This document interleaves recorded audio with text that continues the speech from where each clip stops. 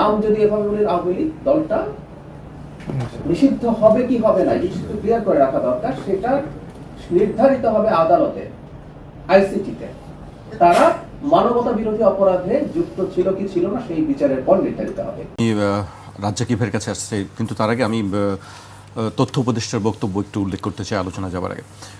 আমাদের সবার মেমোরি শেষ হয়ে যাওয়ার পর কোনো একদিন আওয়ামী লীগ বড় গলা করে কথা বলতে পারবে বলে জানিয়েছেন প্রধানমন্ত্রীর তথ্য ও সম্প্রচার উপদেষ্টা ডাক্তার জাহিদুর রহমান। তিনি বলেছেন, আন্দোলন করতে নৈতিক সাহস লাগে, আর একটা কথা বলি না, চোরের মায়ের বড় গলা, মানে আওয়ামী লীগের বড় গলা হতে এখনও অনেক সময়ের ব্যাপার। এর পাশাপাশি আরেকটি কথা তিনি বলেছেন যে আওয়ামী লীগ নিষিদ্ধের সিদ্ধান্ত দেবে আসলে আদালত, সেটি কোনো ব্যক্তির ইচ্ছায় হবে না। যদি ওনার কথা দিয়ে শুরু করি যে নৈতিকতার মধ্যে থাকতে হলে আপনি নৈতিক সাহস পাবেন, এটা কিন্তু শুধু আওয়ামী লীগের জন্য না, সবার জন্যই প্রযোজ্য। আপনি যদি নৈতিকতার ভিতরে না থাকেন, আপনি নৈতিকতা দেখাতে পারবেন না। আবার উনি বলছেন যে আওয়ামী লীগ নিষিদ্ধ করার দায়িত্বটা আইসিটির, মানে কোর্টের। এটা তো ঠিক আছে, ওই আইন সংশোধন করা হয়েছে, বাতিল করবে কিনা, দল নিষিদ্ধ করবে কিনা কোর্ট ডিসাইড করবে। এটা তো এই মুহূর্তে এটার সাথে রিলেভেন্ট না, প্রাসঙ্গিক না। আপনার দল নিষিদ্ধ হয় নাই, পরিষ্কার, আজকে পর্যন্ত দল পরিষ্কার আছে। ওনরাই আবার বলছেন আওয়ামী লীগ কিন্তু স্থানীয় নির্বাচনে নির্বাচন করতে পারবেন, বলছে তো। যাদের বিরুদ্ধে অভিযোগ নেই, শর্ত সাপেক্ষে, যাদের বিরুদ্ধে অভিযোগ নেই তো ভেক্টর, যাদের বিরুদ্ধে অভিযোগ নেই তারা বাদে। 50,000 লোকের বিরুদ্ধে অভিযোগ আছে, আওয়ামী লীগ তো 50,000 না। সুতরাং আপনি বৈধ করে দিচ্ছেন, একদিকে তার কার্যক্রম নিষিদ্ধ। আপনার তো আর একটা দিক বলার দরকার নাই, কারণ স্থানীয় সরকার নির্বাচন তো হবে প্রতীক ছাড়া। তো প্রতীক ছাড়া নির্বাচনে যে মনে হয় সে হোক, আপনার বলার দরকারটা কি? ইউ আর ক্রিয়েটিং প্রবলেম, আর ইউ আর গিভিং একটা মেসেজ দিচ্ছেন, করো নির্বাচন। এটা তো দুই দিকে খেলা বলে এটাকে। এটা নৈতিকতার ভিতরে পড়ে না। যেই নৈতিকতা উনি বললেন, ওনারও নৈতিকতার মধ্যে পড়ে না। আমি মনে করি এটা অতিরঞ্জিত বাড়াবাড়ি কথা ওনার। আপনি ওয়েলকাম করবেন কেন তাদেরকে? যে যারা, আপনি যখন প্রতীক থাকবে না তখন তো কে করে না করে। এখন ওবায়দুল কাদের সাহেব যদি এসে উপজেলায় নির্বাচন করে তাহলে তো সবাই চিনবে তারে, তাই না? কিন্তু ওবায়দুল কাদের বিহীন যাদেরকে শরীফ ভাই চেনে না, বলুক না শরীফ ভাই কয়জন আওয়ামী লীগের লোকরে চেনে? সারা বাংলাদেশে 500 লোকের চেনেন, কথার কথা। সুতরাং সে যদি প্রতীক ছাড়া দাঁড়াক, এটা তো আমার বলার দরকার নাই। আচ্ছা, এইবার আসেন আপনি আওয়ামী লীগ মাঠে নামতে পারবে কিনা, বা কি বললেন বড় গলা, আওয়ামী লীগের বড় গলা হতে অনেক সময় লাগবে। একটা জিনিস মাথায় রাখেন যে এই আওয়ামী লীগের জন্ম যখন হয় 49 সালে, এবার বোধহয় তার 77তম জন্মবার্ষিকী। যখন জন্ম হয় তখন কিন্তু পূর্ব পাকিস্তান আওয়ামী মুসলিম লীগ নাম ছিল, আর তখন ক্ষমতায় ছিল পাকিস্তানের মুসলিম লীগ, তাই না শরীফ ভাই? আমি যদি ভুল না করি, সেখানে আমাদের বৈষম্য নিয়ে লড়াই হইল। ইনফ্যাক্ট লড়াইটা হলো বৈষম্য, পক্ষপাতিত্ব। যেমন আমার দেশ থেকে নিউজ প্রিন্টের এই পাট টাট সব যাইতো, এরপরে যে কাগজটা তৈরি হয়ে আসতো আমরা অনেক বেশি দাম দিয়ে কিনতাম। মানে এইরকম বৈষম্য, বিভিন্ন বিষয়ে বৈষম্য ছিল, নাকি শরীফ ভাই? বৈষম্যগুলো ছিল। সেই বৈষম্য থেকে আমাদের আন্দোলন শুরু। সেখান থেকে একটা পার্টি হইল পূর্ব পাকিস্তান আওয়ামী মুসলিম লীগ। এটার প্রতিষ্ঠাতা সভাপতি ছিলেন ভাসানী সাহেব। সময়ের ব্যবধানে শর্টকাট বলি, এত বড় লম্বা ইতিহাসের কারণ নাই এখানে। শর্টকাটে চলে আসলো আওয়ামী বাদ দিয়ে, আরে মুসলিমটা শব্দটা বাদ দিয়ে পূর্ব পাকিস্তান আওয়ামী লীগ। স্বাধীনতার পর তার নাম হইল বাংলাদেশ আওয়ামী লীগ। এই হলো তার পট পরিবর্তন। এখন দেখেন, বৈষম্যের বিরুদ্ধে তাদের আন্দোলন ছিল, সেই আন্দোলনটাকে কেন্দ্র করে গুলিও খাইছে এই দেশের মানুষ। গুলি বুকে এই দেশ বলবো না, তখন পূর্ব পাকিস্তানের লোক গুলি টুলি খাইয়ে শেষ পর্যন্ত আমরা ভূখণ্ড ভাগ করে ফেললাম, আমরা স্বাধীনতা নিলাম। তখন যারা বিরোধিতা করছিল তারাই আজকের জামাত, ঐতিহাসিকভাবে তারা। সেই ব্যক্তিগুলা নাই, বাট সেটা বলছি। তাহলে তারপরে 75 সালে সপরিবারে নিহত হইলেন শেখ হাসিনা, আরে শেখ হাসিনার পরিবারের সবাই। শেখ হাসিনা তারপরে সময়ের ব্যবধানে আবার আসলেন 2000 সম্ভবত 21 বছর পরে ক্ষমতায় আসলেন। আর 76 সালে না 81 সালে দেশে আসলেন। আচ্ছা, আপনি আমারে বলেন তো, রাজনীতি একটা তপ্ত আগুন। আমি আগুনের কুণ্ডি আমি বারবার বলি। শেখ হাসিনা তো এখানে আসার পরে তার অন্য সাইডে আমি যাব না, আমি বলছি রাজনীতি কত নির্মম খেলা। সে কিন্তু ওই যে তখন যে যুদ্ধ করার সময় যারা আমাদের বিরোধিতা করছিল তাদেরকে ছাড়ে নাই তো, যতটুক পারছে। আবার বঙ্গবন্ধু হত্যার প্রতিশোধও নিয়েছেন। এটা কেন বলছি আমি, রাজনীতি খুব নির্মম হাতে দমন করতে হয়, মানে আপনাকে কঠিন হইতে হবে, জায়গাটাই কঠিন। এখানে আপনাকে কেউ সাইড দিবে না। ঠিক আপনি তখন ক্ষমতায় এসে আপনি যদি সফট কর্নারে, তারপর তার লম্বা সময় পাড়ি দিল, কত চড়াই উচ্চাই, আয়নাঘর বানাইলেন, লোক হত্যা করলেন, গুম করলেন, ইত্যাদি ইত্যাদি। আমি সেটা নিয়ে সমালোচনা করতেছি না, আলোচনাও করতেছি না, কারণ আমার রাষ্ট্র কী করতে তাই তো আমি দেখতেছি।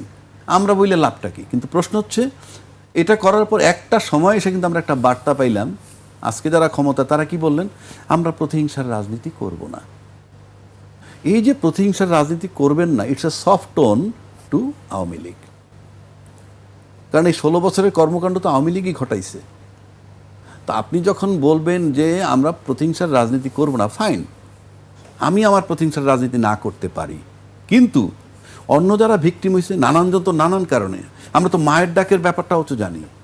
মায়ের ডাক যারা আসছিল তারা তো কোনো রাজনীতিবিদ না, তারা তাদের সন্তান হারানোর বেদনা নিয়ে আসছে, সন্তান গুম হওয়ার বেদনা নিয়ে আসছে। তো আপনি যখন বলবেন প্রতিহিংসার রাজনীতি করবেন না, ভালো কথা, এটা আপনার ইন্ডিভিজুয়াল হতে পারে, আমি তো সামষ্টিক সবারটা বলতে পারবো না। পাশাপাশি আপনি দেখেন প্রতিহিংসার রাজনীতি যে করতে চায় না, মানুষ যে কত মোহর মধ্যে থাকে। আপনি ইলিয়াস আলী গুম হয়েছে, তার ওয়াইফ কিন্তু পার্লামেন্টে আছে। মতিউর রহমান নিজামীর ছেলে বোধহয় আরমান নাকি কাশেম, মীর কাশেমের সাহেবের ছেলে আরমান, মীর কাশেম সাহেব মৃত্যুদণ্ড প্রাপ্ত, আরমান নাকি আয়নাঘরে ছিল। অথচ তাদের প্রেজেন্সেই কিন্তু গুম অধ্যাদেশটাকে আইনি রূপ দেয় নাই, বাতিল করা হয়েছে। তারা কিন্তু নির্বিকার। এটার মান হচ্ছে মানুষের লোভ মোহ সব ভুলে যায়। কেন কথাটা স্বাভাবিকভাবে কই, আপনাদেরকে তো টাচ করে নাই।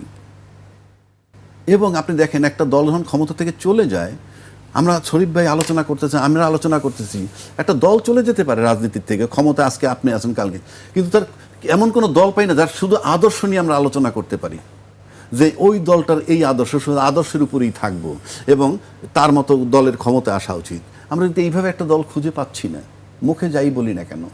এই যে পাচ্ছি না, এটার মানে হচ্ছে দেশে রাজনীতি নাই, দেশে আছে ক্ষমতায় যাব।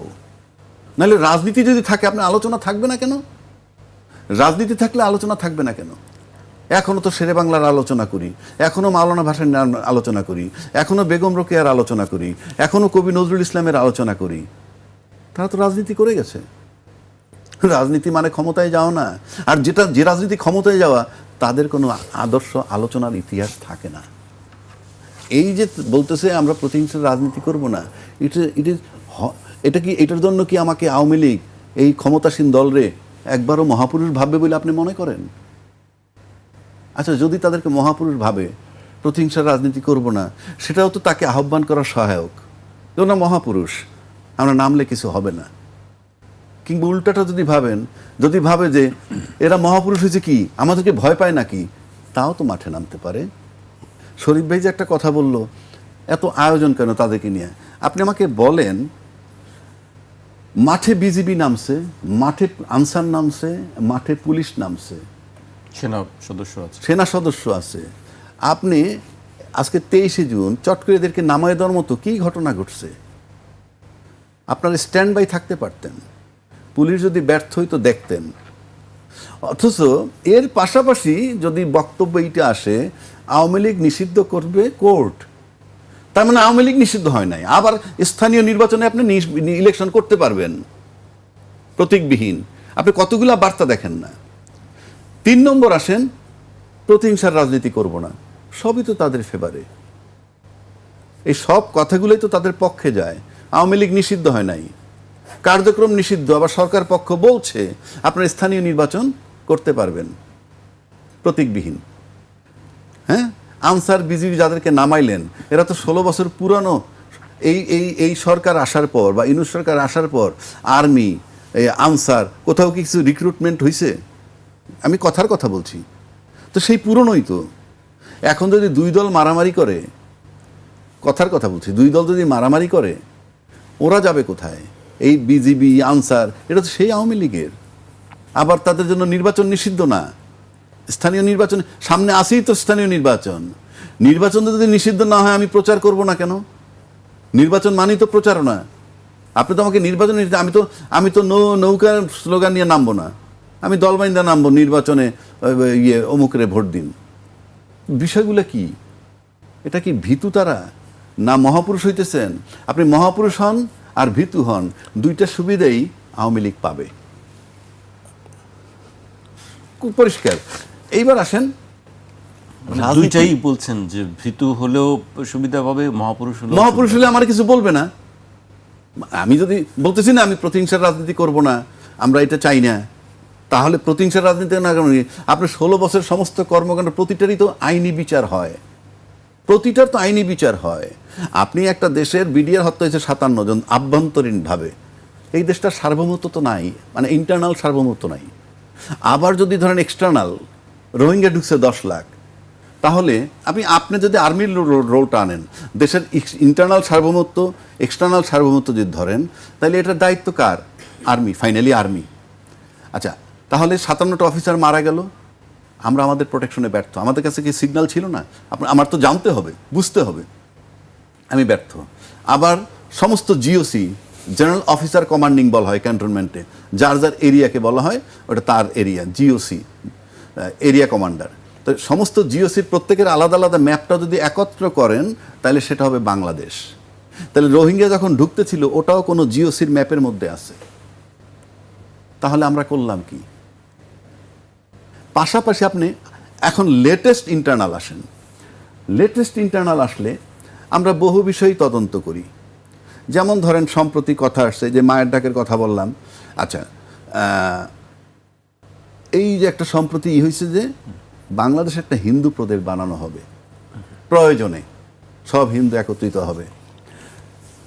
আপনি যেই বলুক না কেন, আপনি যদি স্বাধীন রাষ্ট্রের ভিতরে জিনিসটা চিন্তা করেন, রাষ্ট্রদ্রোহী হয়েছে আমি বলবো না যে রাষ্ট্রদ্রোহী এই মুহূর্তে হয়ে গেছে, ধরে নিলাম, কিন্তু আপনি যদি একটা অঞ্চলকে বলেন যে এইটাকে আমি এই হিন্দুদের প্রদেশ বানাবো, এখানে তো শুধু হিন্দু নাই, এটার মানে হচ্ছে এক্সচেঞ্জ করতে হবে। এখানে যে মুসলমান আছে তাদেরকে বের করে দিতে হবে, বাংলাদেশের অন্য জায়গায় যে হিন্দু আছে তাকে এখানে ঢুকাইতে হবে, তাইলে না হিন্দু প্রদেশ হবে। এই যে সিদ্ধান্ত, এই যে বক্তব্যটা উনি দিলেন, কতখানি অপরাধ হয়েছে আমি বিবেচনায় নিলাম না, কিন্তু তাকে তো জিজ্ঞাসাবাদ করতে পারে। কারণ একজনের চাঁদাবাজ ইস্যুতে একজন এক্সিস্টেড এমপির ছেলেকে নিয়ে নাকি জিজ্ঞাসাবাদ করছে এবং পরে ছাড়ছে। আমি জানি না ছাড়ছে কি ছাড়ে না, ধরে নিলাম ছেড়ে দিছে। তাহলে চাঁদাবাজের এটা কি আপনি ন্যায় বিচার বলতে চান না আইনের শাসন বলতে চান? সেটাও আমরা মানব না। আমরা 55 বছর ইতিহাসে দেখি নাই কোনো এমপির ছেলেকে জিজ্ঞাসাবাদ করে।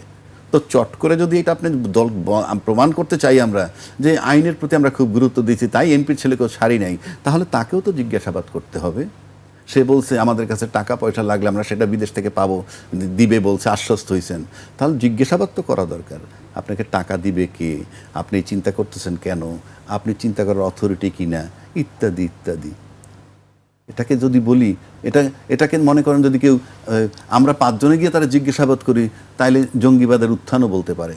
কিন্তু আদালতও তো আছে, সেও তো একটা সুমোটো রুল দিয়ে জিজ্ঞেস করতে পারে যে ভাই তুমি এটা কিসের এখতিয়ারে তুমি এটা বললা, তোমাকে ফান্ডিং কে করবে? ফান্ডিং মানে এনজিও ইনভলভ। এখন সম্প্রতিকালে এনজিও নিয়ে একটা বিশেষ আলাপ আলোচনা চলতেছে, সেটা পরে বলছি। ঠিক এই মুহূর্তে আমি বলতেছি যে এই জিজ্ঞাসাবাদটুকু অন্তত করা দরকার। আপনি যদি চাঁদাবাজের জন্য একজন এমপির ছেলের জিজ্ঞাসাবাদ করতে পারেন, একই সময় এইটুকুর জন্য জিজ্ঞাসাবাদ করা যায়। প্লাস পার্লামেন্টে এই আলোচনাটা আনা দরকার যে দেশের ভিতরে এই কথা কিভাবে বলে। আওয়ামী লীগের বড় গলা হতে অনেক সময় লাগবে, আজকে এই মন্তব্য করেছেন প্রধানমন্ত্রীর তথ্য সম্প্রচার উপদেষ্টা ডাক্তার জাহিদুর রহমান। আমি আলোচনা যাবার আগে বেশ কয়েকটি বিষয় উল্লেখ করতে চাই। আমরা গতকালই দেখেছি যে আওয়ামী লীগ নিষিদ্ধ, কার্যক্রম নিষিদ্ধ আওয়ামী লীগের প্রতিষ্ঠাবার্ষিকী ঘিরে সারা দেশেই নিরাপত্তা ব্যবস্থা জোরদার করা হয়েছে। সেনা মোতায়েন করা হয়েছে 6 জেলাতে, 9 দিন তারা মাঠে থাকবে। এর পাশাপাশি ঢাকাতে 18,000 পুলিশ সদস্য মোতায়েন করা হয়েছে। আজকে বিজিবি সদস্যদেরকে আমরা মাঠে দেখেছি। এরপরেও আমরা দেখেছি যে বিচ্ছিন্নভাবে বেশ কয়েকটি জেলা এবং ঢাকাতে কিছু মিছিল, ঝটিকা মিছিল করছে, মিছিল বলবো না, আমি শরীফ ভাইকে দিয়ে শুরু করতে চাই। শরীফ ভাই, আপনি এত নিরাপত্তা ব্যবস্থার মধ্যেও তারা মাঠে কিভাবে নামছে, আমি ওই বক্তব্যে পরে যেতে চাই। ধন্যবাদ আপনাকে, ধন্যবাদ সাথের আলোচক এবং দর্শক শ্রোতাদেরকে। আওয়ামী লীগ মানে কার্যক্রম নিষিদ্ধ আওয়ামী লীগ। আওয়ামী লীগ বাংলাদেশের 15 বছর একটানা ক্ষমতায় ছিল এবং একটা গণঅভ্যুত্থানের ভেতর থেকে যে দলটা ক্ষমতাচ্যুত হয়েছে তাদের নেতৃত্বের একটা বড় অংশ পালিয়ে গেছে। তাদের দলের প্রধানের বিরুদ্ধে ফাঁসির দণ্ড হয়েছে, তার নেতাদের একটা অংশ জেলখানায়, আর বাইরে যারা পালিয়েছে তাদের অনেকেই বাড়িতে যদি কালকে ফিরে আসে অন্তত 2 বছরেও ঘরে ঘুমাতে পারবে না, কারণ অবকাঠামোগত অবস্থাটা এরকমের। আবার তাদের নেতাকর্মীদের একটা বিরাট অংশ কারাগারে আছে, পালিয়ে আছে। সেই আওয়ামী লীগ নিয়ে এত আলোচনা করতে হয় কেন? আজ থেকে 1.5 বছর আগে যখন আওয়ামী লীগ পালিয়ে যায়, যদিও শেখ হাসিনা কিন্তু খুব সাহস করে খোঁচা দিয়ে বলতেন আওয়ামী লীগ কখনো পালায় না, তো তারপরেও যখন পালিয়ে যায় তখন আমাদের রাজনৈতিক নেতৃত্বের একটা বিরাট অংশ বলেছিল যে আওয়ামী লীগ পালিয়ে গেছে, আওয়ামী লীগ নিশ্চিহ্ন হয়ে গেছে, আওয়ামী লীগ নাই। সেই আওয়ামী লীগকে আজকে আপনাকে সেনাবাহিনী নামিয়ে তাদেরকে নিয়ন্ত্রণ করার ভাবনাটা কেন ভাবতে হয়? বাংলাদেশে আওয়ামী লীগ একটা বড় রাজনৈতিক দল, তার একটা ঐতিহ্য আছে, তার কতগুলো অ্যাচিভমেন্ট আছে, আবার তার বিরুদ্ধে বিস্তর অভিযোগও আছে। বাংলাদেশের মানুষের ভোটাধিকার কেড়ে নেওয়া, এই অভিযোগও তার বিরুদ্ধে আছে। আবার ভোটাধিকার অর্জন করার পেছনে লড়াই করার ইতিহাসও তাদের আছে। সেই আওয়ামী লীগ, তার হাতে জুলাইয়ের রক্ত আছে, আবার তার একটা বিপুল ভোট ব্যাংক আছে। গত 3-4 দিন আগে ফরিদপুর 1 থেকে নির্বাচিত জামাত ইসলামের সংসদ সদস্য, তার একটা ইন্টারভিউ বিভিন্ন মিডিয়ায় ছড়িয়ে পড়েছে এবং তিনি সেখানে বলছেন যে এই দলটার লক্ষ লক্ষ কোটি ভোটার আছে, তারা আমাকে ভোট দিয়েছে এবং সেই কারণে আমি তাদের ভোটে বিজয়ী হয়েছি, সেই কারণে আমি রাস্তাঘাটগুলো তাদেরকে করে দিচ্ছি। তার মানে হচ্ছে যে তাদের নেতাকর্মীরা আছে, কিন্তু এই নেতাকর্মীদের একটা বড় অংশ তারা যে গত 15 বছর যে অন্যায় অবিচারগুলো করেছে, এই উপলব্ধিটা তাদের নেই। যদিও আমাদের এখানে কোনো রাজনৈতিক দল তার পেছনের যে কলঙ্কিত ইতিহাস এগুলো কখনো স্বীকার করে না। সেটি 71-এ জামাতের ভূমিকা বলেন, বিএনপির শাসনামলে যে সমস্ত দুঃখজনক এবং সমালোচনার মতন বিষয়গুলো বলেন, আর এখন এসে আমরা দেখছি যে আওয়ামী লীগ বলতে চাইছে যে জুলাই অভ্যুত্থানটা এটা বিদেশিরা করেছে, টাকা পয়সা দিয়ে করেছে। সেই পয়েন্টে সে এখনও আছে। আওয়ামী লীগের একটা বড় ভোট ব্যাংক আছে, যেটা বললাম, যে ভোট ব্যাংকের কারণে জাতীয় নির্বাচনের আগে ঠাকুরগাঁয় গিয়ে মির্জা ফখরুল ইসলাম আলমগীর একটা বক্তব্য দেওয়ার পর সমালোচিত হয়েছিলেন এবং তিনি বক্তব্যটা দিয়েছিলেন আওয়ামী লীগকে এক ধরনের সন্তুষ্ট করার জন্য। নির্বাচনের আগে কুমিল্লার 14 গ্রামে আবদুল্লাহ মোহাম্মদ তাহের অথবা গোপালগঞ্জের শেখ হাসিনার আসনে জামাতের প্রার্থী বলেছিলেন যে ভোটটা আমাকে দিয়েন, এর পরের বার আওয়ামী লীগ আসলে তাদেরকে দিবেন। এখন আওয়ামী লীগের গলা কি উঁচু হবে? আওয়ামী লীগের এর আগেও তারা দীর্ঘদিন ক্ষমতার বাইরে ছিল, প্রায় 21 বছর, এবং তার আগে 75-এর 15ই আগস্টের ঘটনা ঘটে। তখন আওয়ামী লীগ ভিকটিম ছিল, আর জুলাইয়ে 24-এ আওয়ামী লীগ নিজেই একটা আগ্রাসন চালিয়েছে, অত্যাচারী শক্তি হিসাবে মানুষের সামনে এসেছে। তারপরেও আওয়ামী লীগ নিয়ে আলোচনার একটা বড় কারণ হচ্ছে তার একটা বিশাল বিস্তৃতি আছে। এই বিস্তৃতি আপনি চাইলেই কি একেবারে নিশ্চিহ্ন করে ফেলতে পারবেন? আমার কাছে সেটি মনে হয় না। আবার বলি, তার বিরুদ্ধে অর্থ পাচারের অভিযোগ আছে, তার বিরুদ্ধে গুমের অভিযোগ আছে, খুনের অভিযোগ আছে, ভোটাধিকার কেড়ে নেওয়ার অভিযোগ আছে। আবার তার একটা বড় ভোট ব্যাংক আছে, যে ভোট ব্যাংকের কাছে আপনি আওয়ামী লীগকে ফ্যাসিস্ট বলার পরেও রাতের বেলা আবার গিয়ে তার দরজার কড়া নাড়েন, ওই ভোটটা আপনার লাগবে। সুতরাং আপনার এই জায়গায় একটা দ্বন্দ্ব এখানে কাজ করছে। আওয়ামী লীগ ক্ষমতার থেকে নেমে যাওয়ার পর তাদের একজন মন্ত্রী ওবায়দুল কাদেরকে নিরাপদে দেশ থেকে ত্যাগ করার সুযোগটা কারা দিয়েছিল? কাদের বিরুদ্ধে অভিযোগ? নোয়াখালীর একরামুল করিম চৌধুরীর বিরুদ্ধে চৌধুরীকে দেশ থেকে নিরাপদে পালিয়ে যাওয়ার সুযোগ দেওয়ার বিনিময়ে 3 কোটি টাকার যে গল্পটা আছে বাজারে, সেটা কাদের বিরুদ্ধে? তো আওয়ামী লীগকে আজকে পর্যন্ত প্রাসঙ্গিক করে রেখেছে কারা? জনগণ তাকে কিন্তু প্রত্যাখ্যান করেছে, জনগণ তার বিরুদ্ধে কথা বলেছে, এখন পর্যন্ত কথা বলে। সাধারণ মানুষের সিম্প্যাথির কথা বলেন, সাধারণ মানুষ এখনও তাদের পক্ষে এসে দাঁড়ায়নি। আওয়ামী লীগ তার শক্তিটা দেখাচ্ছে, যেখানে তার 2 লক্ষ ভোট আছে সেই নির্বাচনী এলাকায় দমনপীড়নের মুখে তার মিছিলে লোক আসছে 25 জন, তার মিছিলে লোক আসছে 15 জন, এবং এই 15 জন এবং 25 জনের মিছিল দেখে সরকারকে নার্ভাস হয়ে পড়তে হলো কেন? আজকের কর্মসূচিটা আওয়ামী লীগের ছিল, কিন্তু সফল করে দিয়েছে বিএনপি এবং জামাত। মাঠে আমরা দেখেছি যে যে কায়দাটায় বিএনপির কর্মসূচি, জামাতের কর্মসূচি, আওয়ামী লীগ যে প্রক্রিয়ায় ফেস করেছে, একই অবস্থা, একই ফরম্যাটটা, শুধু চেঞ্জ হয়েছে। মোড়ে মোড়ে ছাত্রলীগের হোন্ডা মিছিল, আজকে মোড়ে মোড়ে ছাত্রদলের হোন্ডা মিছিল। তো এই যে ঘটনাগুলো, এই ঘটনাগুলোর ভেতর থেকে আবার এর উৎসটা কি? উৎসটা ক্ষমতা। বেগম খালেদা জিয়াকে যখন অন্যায়ভাবে জেলবন্দি করা হলো, কারাগারে পাঠানো হলো, তার শাস্তি দেওয়া হলো, কই এই আজকে যারা হ্যাডম দেখাচ্ছে তাদের তো দেখা যায়নি। তার মানে হলো আপনার হাতে যখন ক্ষমতাটা থাকে তখন আপনি আপনার শক্তিটা দেখাচ্ছেন। আওয়ামী লীগের হাতে ক্ষমতা কি আছে? ওই যে বললাম যে তার একটা ভোট ব্যাংক আছে, তার হাতে বিপুল টাকা আছে। গত 15 বছরে বৈধ অবৈধভাবে তারা যে ইনকাম করেছে, আয় করেছে, সেটি ইনভেস্ট এখানে সে করতে পারবে। প্রশাসনের মধ্যে তার এক ধরনের লোক আছে। আর আওয়ামী লীগ গলা কত দিনে বড় হবে এটি নির্ভর করছে আপনি আসলে কি করছেন। আওয়ামী লীগকে তাড়িয়ে যে বিকল্প রাজনীতির কথা আপনি বলেছিলেন, সেই বিকল্প রাজনীতি কি আপনি তৈরি করতে পেরেছেন? নেপালের গণঅভ্যুত্থানের পরে সেখানকার তরুণরা ক্ষমতায় বসেছে, আর আমাদের তরুণদের দেখলে পাড়া মহল্লায় অনেক জায়গায় তারা মানুষ ঘরের দরজা আটকায় বা উকি দেয়, তা না হলে মপ করে ঘরের মধ্যে ঢুকবে, চাঁদা আদায় করবে।